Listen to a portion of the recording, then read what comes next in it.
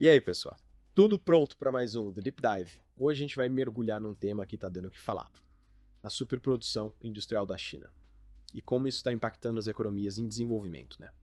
É um assunto, digamos, bem intrigante, porque a China está numa missão para impulsionar a própria economia e para isso está exportando produtos a rodo, né? Aí essa estratégia deles está enfrentando resistência. E não só do Ocidente, como muita gente imagina, a resistência está vindo também dos países em desenvolvimento. É isso aí. E o mais interessante é que a resistência não é só por causa da competitividade dos produtos chineses, não. Tem muito mais coisas rolando por trás. A gente vai desvendar casos específicos. Tipo do Brasil, que está numa posição, digamos, privilegiada, e o da Índia, que tem uma relação complexa com a China. Antes de a gente se aprofundar nesses casos, acho importante entender o que significa essa tal supercapacidade, né? A China, nos últimos anos, aumentou a capacidade de produção de uma forma absurda, incentivada por políticas do governo, né? Só que a demanda interna não acompanhou esse ritmo, principalmente com a crise imobiliária que está rolando por lá. Então a gente tem um cenário em que a China produz muito mais do que o próprio povo consome. E aí, o que acontece? Aí entra a estratégia de exportar para tudo quanto é lado, buscando novos mercados para dar vazão a essa produção em excesso. Um especialista em indústria chinesa da Universidade de Princeton, ele até destacou isso, que a China está mirando em exportar o máximo possível, o mais longe possível. Se a gente para pensar, essa ambição em si não seria um problema, né? Porque várias economias adotam estratégias parecidas para se desenvolver. Mas a China parece que está levando isso a um outro nível, né? Teve até um artigo de opinião. Foi publicado na mídia chinesa, assinado com o pseudônimo Box Out, que saiu em defesa da China. E o autor argumenta que essa história de supercapacidade não passa de mais uma teoria da conspiração, inventada pelo Ocidente para demonizar o país. Pois é, o autor ainda diz que a China só está tentando dar uma força para os países em desenvolvimento, oferecendo produtos com preços mais acessíveis. Ele pinta um quadro bonito, né, uma mãozinha amiga da China, para ajudar os países mais pobres a se desenvolverem. Só que, será que esse discurso se sustenta quando a gente olha para os dados da economia real? Afinal, discurso bonito todo mundo sabe fazer, né? Com certeza.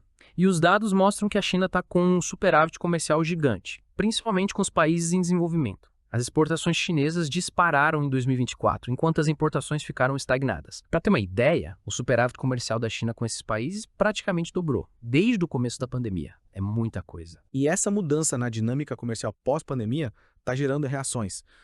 Países como o Brasil e a Turquia, por exemplo, estão impondo tarifas, para tentar proteger as indústrias nacionais dessa avalanche de produtos chineses com preços super competitivos. É isso aí, é uma tentativa de blindar a produção local, que muitas vezes não consegue competir com os preços da China. É uma questão complexa, né? Porque, por um lado, esses produtos mais baratos, eles podem beneficiar o consumidor final e até ajudar alguns setores que usam esses produtos como matéria-prima, né?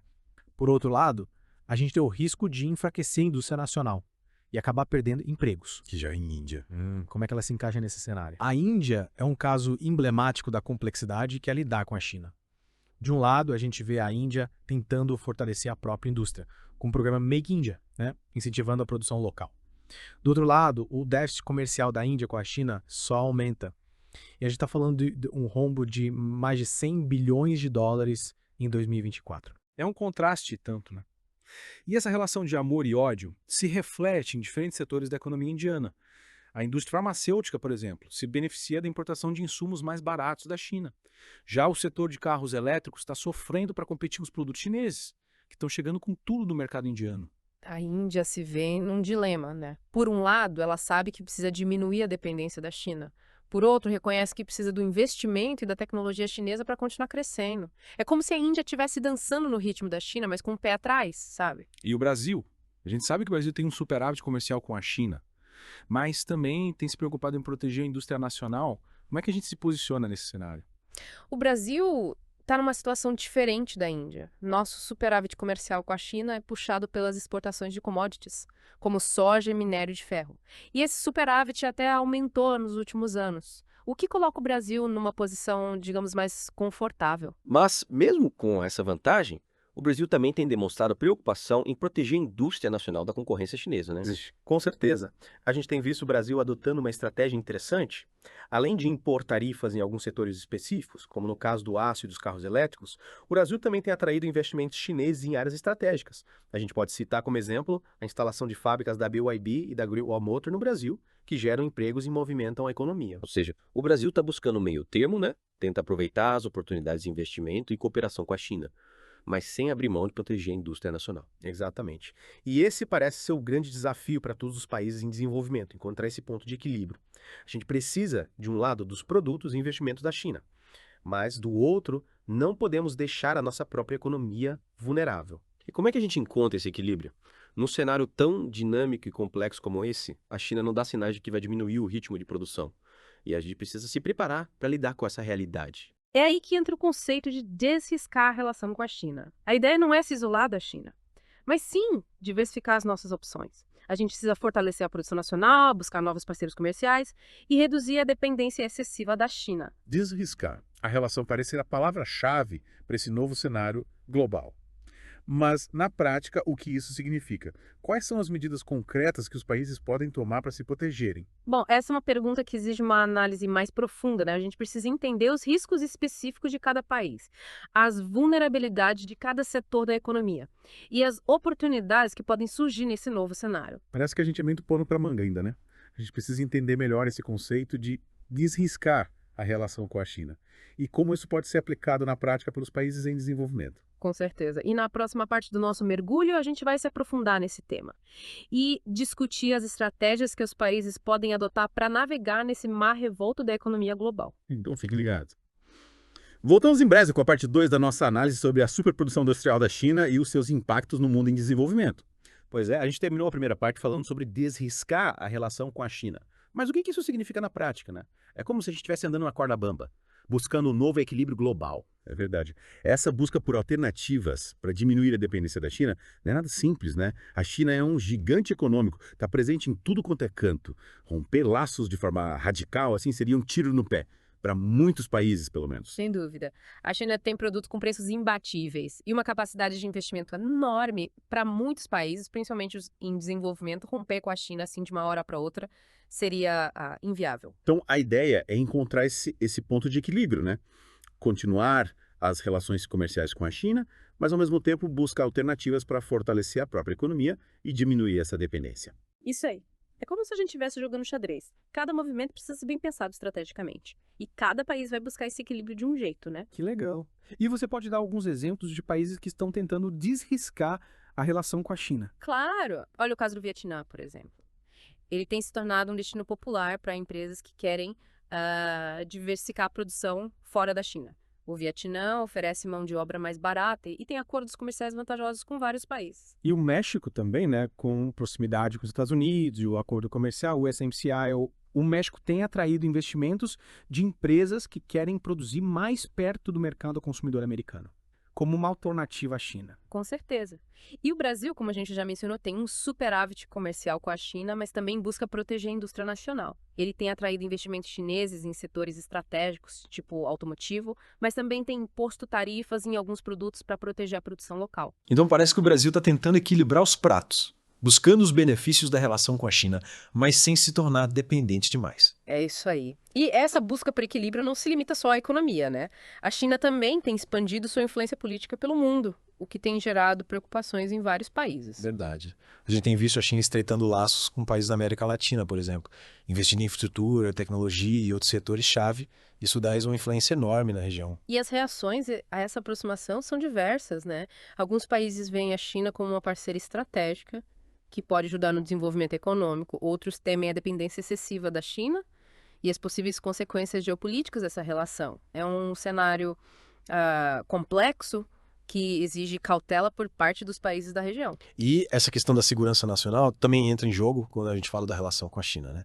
Afinal, eles têm investido pesado no poderio militar, o que tem gerado preocupações, principalmente nos Estados Unidos. Com certeza. Essa ascensão militar da China tem aumentado as tensões geopolíticas e criado uma rivalidade cada vez maior com os Estados Unidos.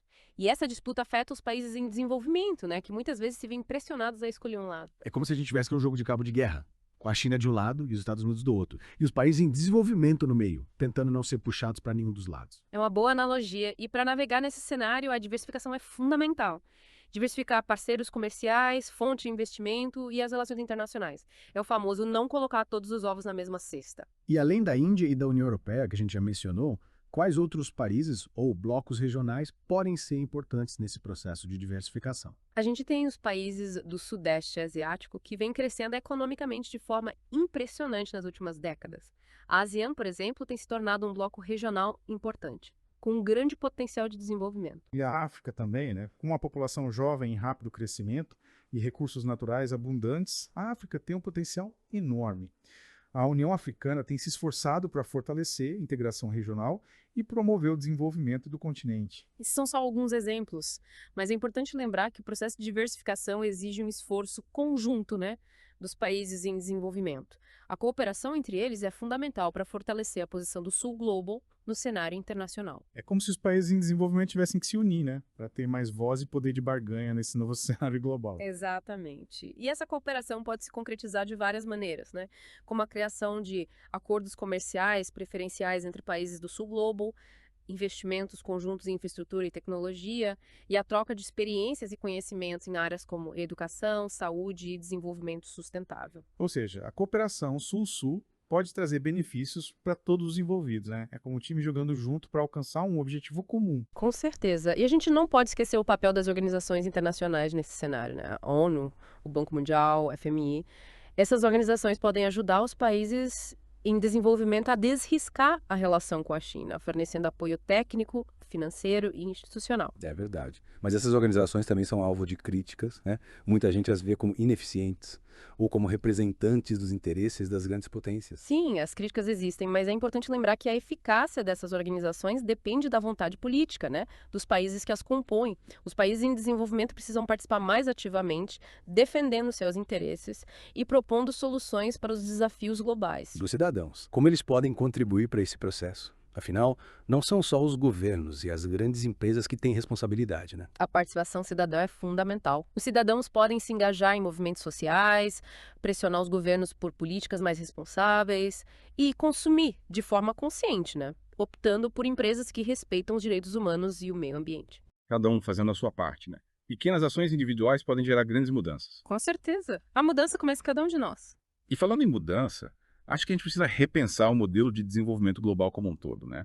O modelo atual, baseado no consumo desenfreado e na concentração de riqueza, tem se mostrado insustentável. Concordo plenamente. A gente vê as consequências desse modelo, né? Na crise climática, na desigualdade social, nos conflitos que estão acontecendo em várias partes do mundo. A gente precisa de um modelo mais justo, equitativo e sustentável, né? Que atenda às necessidades das gerações presentes e futuras. E já existem iniciativas nesse sentido, né? Como a Agenda 2030 da ONU, que estabelece 17 Objetivos de Desenvolvimento Sustentável, com metas ambiciosas em áreas como erradicação da pobreza, educação de qualidade, saúde para todos, energia limpa e ação climática. Mas para essa agenda sair do papel, é preciso compromisso, né? Político e financeiro dos países. E a participação da sociedade civil também é fundamental. Sem dúvida. A construção de um futuro mais sustentável depende da nossa capacidade de agirmos coletivamente, né, com responsabilidade e solidariedade. E pensando no futuro, quais são as perspectivas para os países em desenvolvimento nesse cenário global em constante transformação? As perspectivas são desafiadoras, mas também cheias de oportunidades, né? Os países em desenvolvimento têm um potencial de crescimento enorme, mas precisam superar obstáculos como a pobreza, a desigualdade e a falta de acesso a serviços básicos. E como eles podem aproveitar esse potencial de crescimento de forma sustentável? Investindo em educação, ciência, tecnologia e inovação, além de promover a diversificação econômica e a inclusão social. É preciso construir um modelo de desenvolvimento que seja dinâmico e inclusivo ao mesmo tempo, né? Gerando riqueza e bem-estar para toda a população. Então, o grande desafio do século XXI é conciliar o crescimento econômico com a justiça social e a sustentabilidade ambiental, né? Exatamente. E para finalizar nossa conversa, eu queria voltar à questão da desriscação da relação com a China. Boa. A gente explorou bastante esse conceito, mas acho que vale a pena reforçar alguns pontos importantes. A desriscação é um processo complexo, né, que exige uma análise cuidadosa dos riscos e oportunidades de cada país, levando em consideração os aspectos econômicos, políticos, sociais e de segurança. E essa análise precisa ser estratégica, pensando nos interesses nacionais e nos objetivos de longo prazo. Com certeza. E essa estratégia precisa ser construída de forma democrática e participativa, né? Com a contribuição de todos os setores da sociedade. Ou seja, desriscar a relação com a China exige diálogo, planejamento e ação conjunta. Exatamente. E essa mensagem que eu gostaria de deixar para os nossos ouvintes. Desriscar é um desafio, mas também é uma oportunidade, né? De construir um futuro mais justo, equilibrado e sustentável. Perfeito. E com essa mensagem inspiradora, a gente encerra a segunda parte do nosso mergulho profundo sobre a superprodução industrial da China e seus impactos no mundo em desenvolvimento.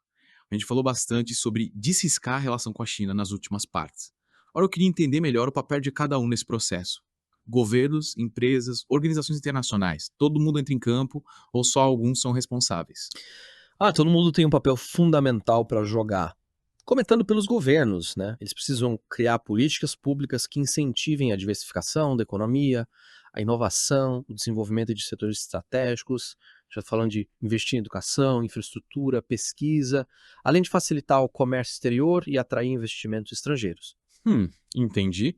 E as empresas? Como elas podem contribuir? Qual a responsabilidade delas nesse cenário? As empresas também têm um papel crucial. Elas precisam ficar de olho nas mudanças que estão acontecendo no mundo e buscar alternativas para suas cadeias de suprimentos, explorar novos mercados, investir em tecnologias mais eficientes e sustentáveis. É preciso se adaptar à nova realidade global. Então, além de buscar competitividade no mercado, as empresas também precisam ter responsabilidade social e ambiental. Exatamente. E a gente não pode esquecer das organizações internacionais, como a ONU, o Banco Mundial, o FMI. Elas têm um papel super importante na promoção da cooperação entre os países, na criação de mecanismos de financiamento para o desenvolvimento e na difusão de conhecimento e boas práticas. É verdade. Essas organizações podem dar uma força enorme para os países em desenvolvimento nesse processo de desriscar a relação com a China, né? Fornecendo apoio técnico, financeiro e institucional é como ter um mentor experiente te guiando num caminho cheio de desafios. Concordo plenamente. E nesse contexto, a cooperação Sul-Sul também ganha destaque.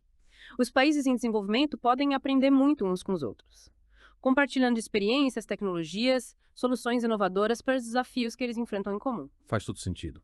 A troca de conhecimentos e a colaboração entre os países do Sul Global podem ser um motor poderoso para o desenvolvimento sustentável e para a construção de um mundo mais justo e equilibrado. Com certeza. Mas, para além das ações dos governos e das empresas, a participação da sociedade civil é fundamental nesse processo de desriscar e na construção de um futuro melhor. É verdade, né? Cidadãos informados e engajados podem pressionar por políticas públicas mais eficazes, cobrar das empresas práticas mais responsáveis e promover mudanças nos seus próprios hábitos de consumo. Exatamente. A participação cidadã é essencial para a gente construir um futuro mais sustentável, justo, democrático. Cada um de nós precisa fazer a sua parte, buscando informações, se posicionando e agindo de forma consciente. E com essa mensagem inspiradora, a gente chega ao fim do nosso mergulho profundo sobre a superprodução industrial da China e os seus impactos no mundo em desenvolvimento. A gente espera que esse episódio tenha ajudado vocês a entenderem melhor esse tema tão complexo e importante. E que tenha despertado em vocês a vontade de se aprofundar mais no assunto e de participar ativamente da construção de um futuro mais promissor para todo mundo. Afinal, o futuro está nas nossas mãos. E cada um de nós tem um papel importante para construir um mundo mais justo, sustentável e próspero. Valeu por acompanharem o The Deep Dive. É. Até a próxima.